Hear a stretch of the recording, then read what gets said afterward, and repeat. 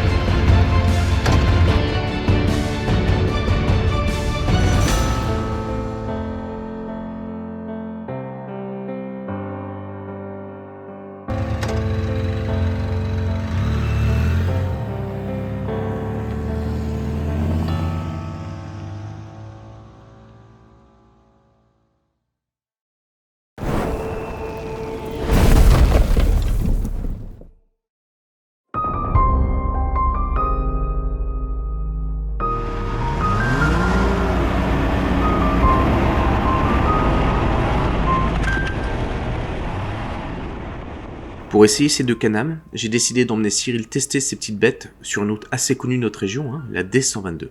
Alors c'est une partie des Gorges de l'Hérault qui est située entre Saint-Martin-de-Londres et la vallée des Moulins, une base nautique de canoë-kayak.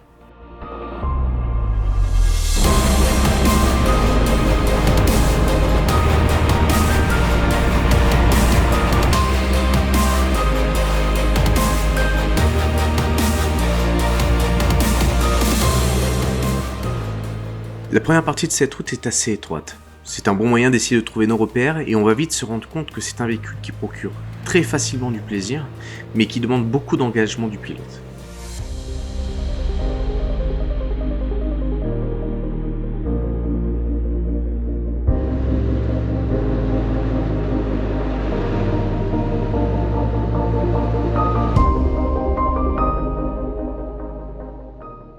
Entre les 2 machines, il y a une véritable différence de confort, on va vite le remarquer. Alors le Ryker est beaucoup plus brut et on ressent à son guidon tout de suite les bosses ou cassures de la route. Là où le Speeder est vraiment fait pour avaler les défauts.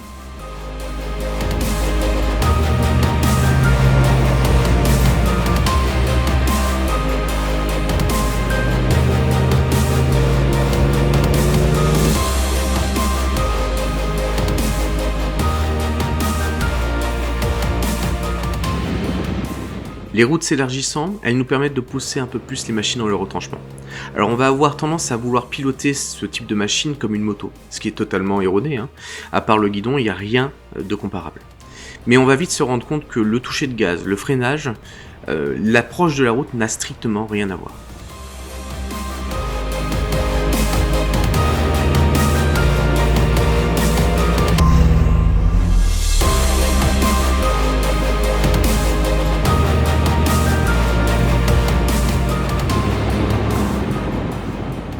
Ce qui est excessivement confortable avec ces machines, c'est le passage des vitesses en automatique pour le Ryker et en semi-automatique pour le Speeder.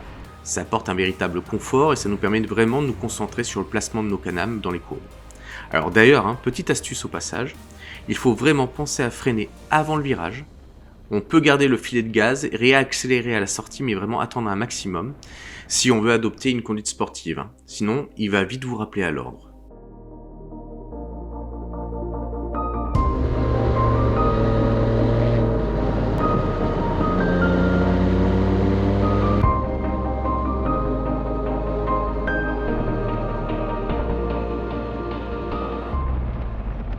À chaque arrêt, on faisait un petit débrief, et à chaque fois, le mot qui revenait le plus, c'était c'est diabolique.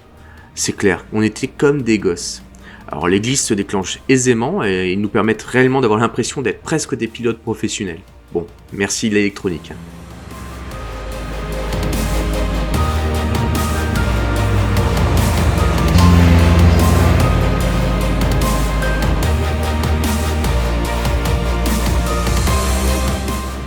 Alors pour avoir plus de détails sur ces 2 machines fantastiques, je vous invite à découvrir notre débrief juste après, mais je donne quand même une petite info avant de finir cette vidéo. Du fun et du fun.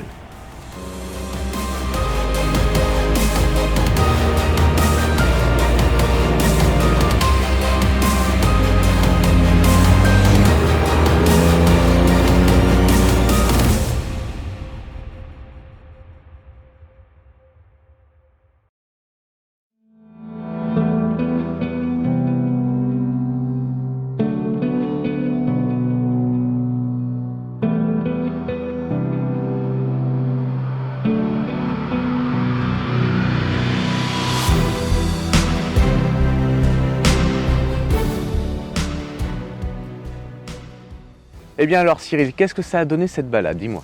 Écoute, on s'est régalé. Je pense Ouais. que c'est le côté un peu, ce qui ressort un peu de cette journée. Donc deux versions complètement différentes. Donc toi, tu avais lequel exactement? Alors moi j'avais donc le petit Ryker qui fait 900 cm3. Ouais, Et toi tu avais du coup le Spider F3S. Ouais. 1300 cm3. Donc deux engins complètement différents. Alors justement, raconte-nous un peu ton expérience sur le Ryker, qu'est-ce que ça a donné? Pour moi, je m'attendais à avoir un peu la sensation moto. Mhm. Et je pense qu'il ne faut pas du tout avoir cette sensation dès qu'on monte là-dessus. Les trajectoires sont complètement différentes. Donc il faut réapprendre un petit peu. Il y a une petite temps d'adaptation. Par contre, dès qu'on a compris comment il marche, c'est vraiment un pur bonheur parce qu'il se met vraiment bien dans les trajectoires. Donc il faut bien accélérer avant, freiner avant le virage, surtout pas toucher l'accélérateur dans le virage. Parce que c'est là que l'assistance peut se déclencher et on réaccélère en sortie de virage. Mais par contre, franchement, c'est comme on l'a dit tout à l'heure, c'est un jouet, quoi. Vraiment un jouet, on se fait vraiment plaisir. Et ça, c'est un peu plus confort, quoi. En effet, alors l'expérience que je vais avoir, parce qu'on a essayé les deux, on a tourné. Alors Cyril s'est vraiment senti beaucoup plus à l'aise sur le Ryker, parce que forcément, plus joueur, plus nerveux, plus dans ton tempérament de conduite au final. J'aime bien, ouais, effectivement. Ouais. Alors que moi qui ai l'habitude de la GS, le confort, la souplesse, le speeder c'est plus ça, quoi. C'est plus du road trip long, sans trop te fatiguer.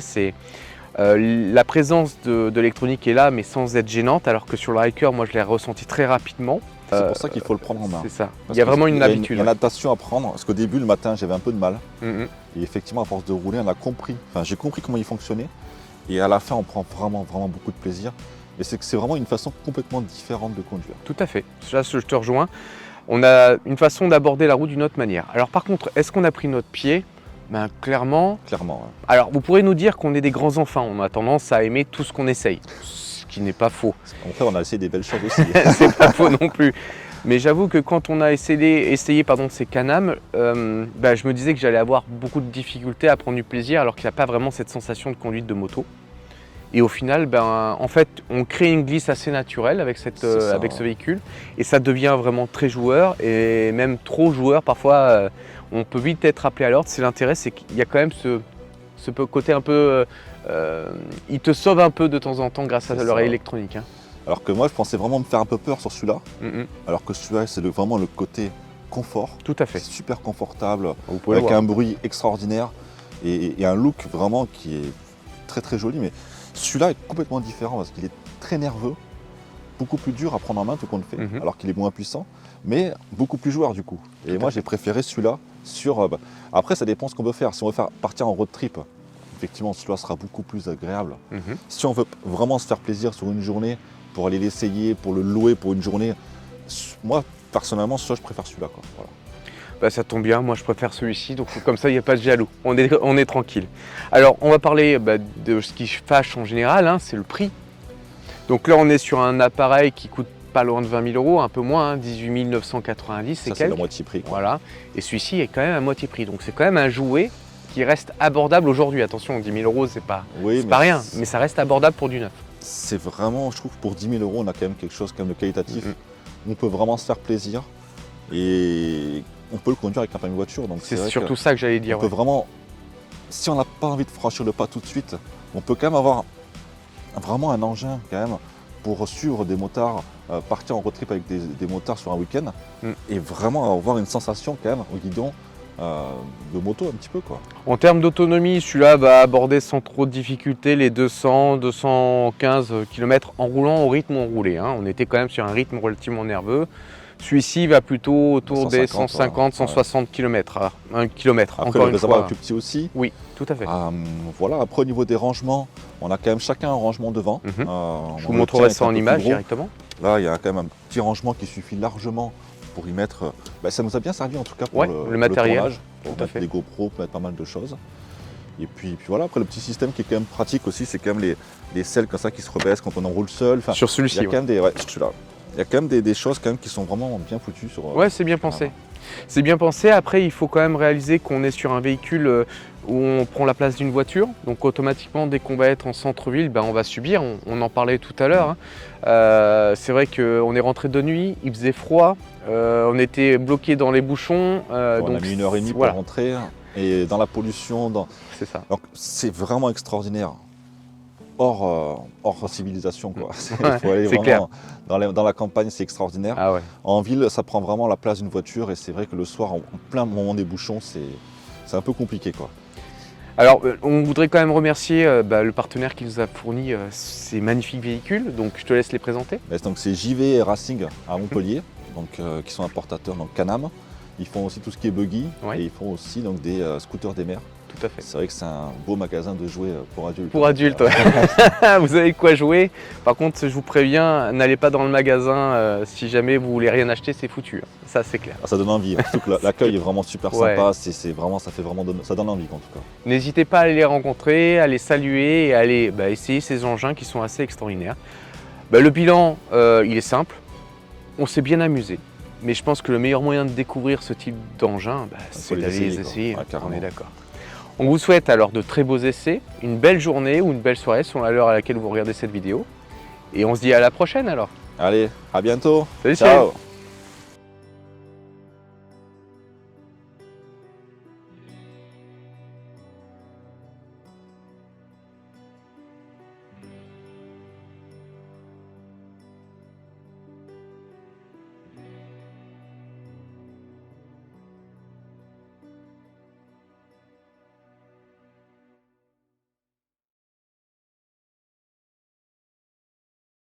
Alors vous le savez, hein, les tournages ne se passent jamais réellement comme prévu. Donc lorsque certaines personnes sont très sérieuses, d'autres sont un peu à côté. Jour 2 du tournage, nous n'avons toujours pas trouvé à manger. Il est 17h du soir. Émilie est tombée dans les pommes. Je sais pas qui sera le prochain. Après cette magnifique interprétation, j'ai failli mettre mon drone dans un arbre. Ou en fait je l'ai mis dans l'arbre, je sais pas trop. Plus de peur que de mal, heureusement, on retourne au tournage, mais encore une fois une nouvelle interprétation. Jour 56 du tournage. Émilie est revenue d'entre les morts. Elle a trouvé des gâteaux. Ensuite, j'ai passé pas très loin d'un câble électrique, autant dire que c'était une journée assez sympathique.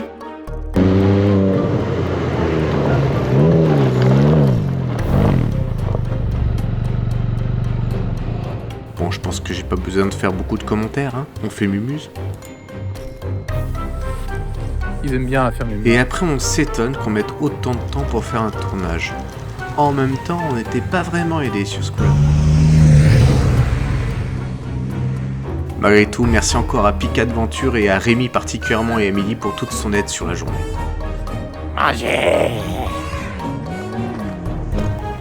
Et pensez à vous inscrire, hein. Abonnez-vous, likez, commentez, bref, faites votre travail quoi, chacun son tour.